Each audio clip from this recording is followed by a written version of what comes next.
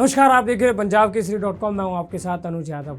लोकसभा चुनाव होने में कुछ ही महीने बाकी हैं। ऐसे में अब राजनीतिक पार्टियां चुनाव जीतने के लिए जनता से नए नए वादे कर रहे हैं, क्योंकि कई दिनों से खबरें चल रही हैं कि लोकसभा चुनाव से पहले केंद्र सरकार पेट्रोल डीजल की कीमतों में कटौती करेगी। सोशल मीडिया पर भी इस तरह के कई दावे किए जा रहे हैं। ऐसे में बड़ी बात यह है कि क्या सच में लोकसभा चुनाव से पहले केंद्र सरकार पेट्रोल डीजल की कीमतों में कटौती करेगी। जब इस बात को लेकर केंद्रीय मंत्री हरदीप सिंह पुरी से सवाल किए गए तो उनसे पूछा गया कि क्या चुनाव से पहले लोगों को राहत देने के लिए ईंधन की कीमतें कम होंगी। इसके जवाब में उन्होंने कहा कि ये मीडिया की ओर से फैलाया गया दावा है जिसमें कोई भी दम नहीं है। केंद्रीय मंत्री ने आगे कहा कि ईंधन की कीमतें अंतर्राष्ट्रीय कीमतों, परिवहन लागत, रिफाइनिंग लागत और करों जैसे कई कारकों से तय होती है। उन्होंने कहा कि देश में ईंधन की कीमतें इस बात से तय होती है कि सरकार ऐसे कारकों से कैसे निपटती है। 2022 में तेल की कीमतें बढ़ने का जिक्र करते हुए पुरी ने कहा कि भारत ने तेल आपूर्ति करने वाले देशों से कीमतें कम करने के लिए नहीं कहा, बल्कि सरकार ने कीमतें कम करने के लिए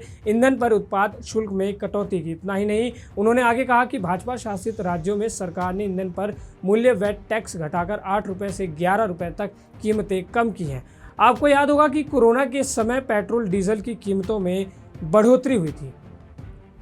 हरदीप पुरी ने विपक्षी गठबंधन इंडिया पर कटाक्ष हमला बोलते हुए कहा कि राजनीति में उत्साही होना महत्वपूर्ण है, खासकर यदि आपके पास कोई दम नहीं है। भारत की ओर से G20 शिखर सम्मेलन की मेजबानी के बारे में पूछे गए सवाल पर पुरी ने कहा कि भारत का अनुभव विकासशील देशों के लिए बहुत ही प्रासंगिक है। देश की 5वीं सबसे बड़ी अर्थव्यवस्था होने का हवाला देते हुए केंद्रीय मंत्री ने कहा कि भारत एक ऐसा राष्ट्र विकसित कर रहा है जिसे अब ग्लोबल साउथ की आवाज़ कहा जा रहा है। उन्होंने ये भी कहा कि 2002 में अटल बिहारी वाजपेयी के कार्यकाल के दौरान शुरू हुई मेट्रो ट्रेन प्रणाली चीन के बाद दुनिया की दूसरी सबसे बड़ी मेट्रो प्रणाली बनने के लिए तैयार है। आपको बता दें 2024 में लोकसभा चुनाव होने हैं, इसलिए राजनीतिक पार्टियां जनता से वोट पाने के लिए कई तरह के वादे किए जा रहे हैं। इसलिए इस तरीके के दावे किए जा रहे हैं कि पेट्रोल की कीमत कम हो सकती है।